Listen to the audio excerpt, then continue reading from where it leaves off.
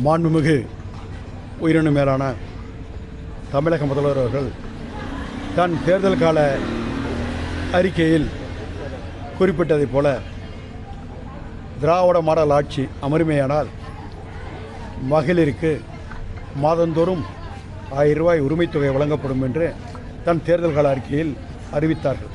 அதன் அடிப்படையில் இன்றைய தினம் நம்முடைய மாண்புமிகு தமிழக முதல்வர் அவர்கள் 2ஆம் கட்டமாக இன்றைய தினம் அறிவிக்கப்பட்டு அந்த அடிப்படையில்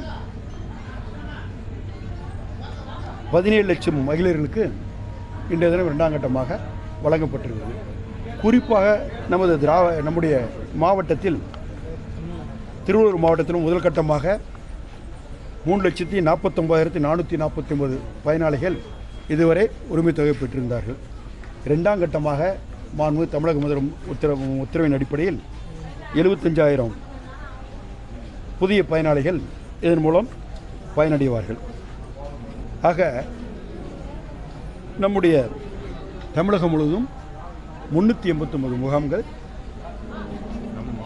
நம்ம மணிக்கொண்டோம். திருவள்ளூர் மாவட்டத்தில் மட்டும் 380 முகாம்களில் இன்றைய தினம் இதெல்லாம் அறிவிக்கப்பட்டு மாண்புமிகு தமிழக முதல்வர் அவருடைய பெருமுயற்சியால் குறிப்பாக அந்த துறையுடைய அமைச்சராக இருக்கின்ற மாண்புமிகு துணை முதல்வர் அவர்களுடைய துணை முதல்வர் நம்முடைய மரியாதைக்குரிய உதயநிதி ஸ்டாலின் அவர்கள் எடுத்த சரியின் முயற்சியாலும் தமிழக சிறப்பு திட்ட செயலாக்கத்தின் மூலம் இன்றைய தினம் வழங்கப்பட்டிருக்கிறது.